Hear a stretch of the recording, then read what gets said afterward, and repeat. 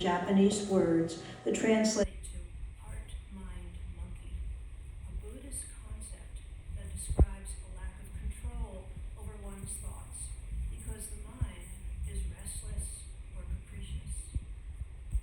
Such an overactive mind cannot listen well. Listening is a deeply spiritual and loving act. Existentialist philosopher Paul Tillich, an influential 20th century theologian, wrote, "The first duty of love is to listen." Instead of listening, a monkey mind is often lost in an internal dialogue, followed by spoken output. But much wisdom can be lost that way.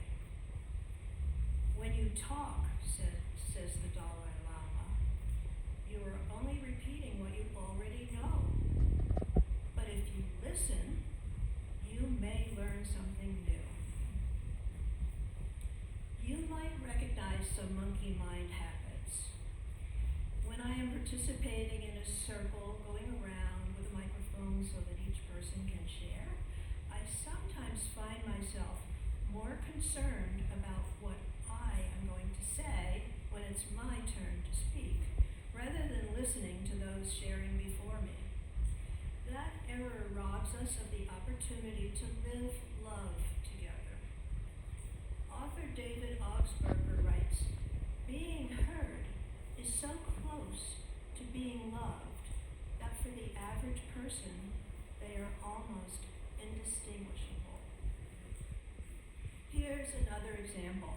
When we listen to someone sharing a deep soul experience, how often do we immediately share a similar experience of our own? Sainthood emerges, writes author Andrew Mason, when you can listen to someone's tale of woe and not respond with a description of your own. Another monkey mind habit is to interrupt. Author Diane Schilling points out that interrupting sends a variety of messages, such as, "I'm more important than you are. What I have to say is more interesting, accurate, and relevant. This isn't a conversation, it's a contest, and I'm going to win." My sense is that my mind, perhaps yours too, is often like a two-way radio.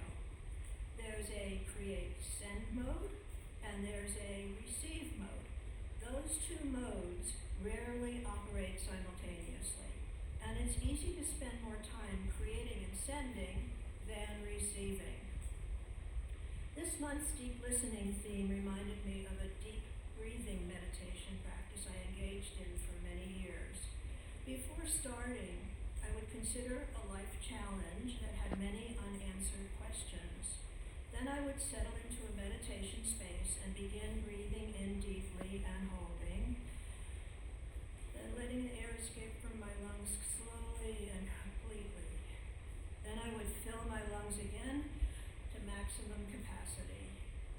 After several rounds of such breathing, I would reach a space wherein my breathing paused.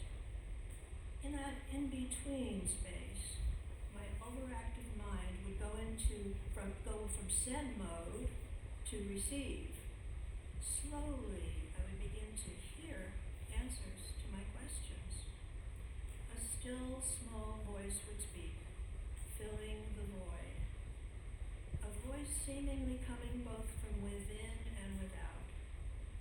Mind you, I often did not like the answers that voice provided, but they always turned out to be more meaningful and loving ways to respond to the questions I had posed. For the deep soul work that characterizes the days of awe, these holy days between Rosh Hashanah and Yom Kippur, I am grateful that the theme of deep listening has reminded me of my former meditation practice. My intention is to return to that practice and to use it to examine the places where I fall short, so that I can choose paths that are more loving in the year ahead. As we live love,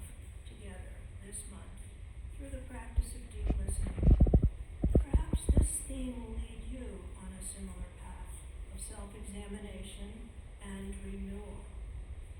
What spiritual practice will help you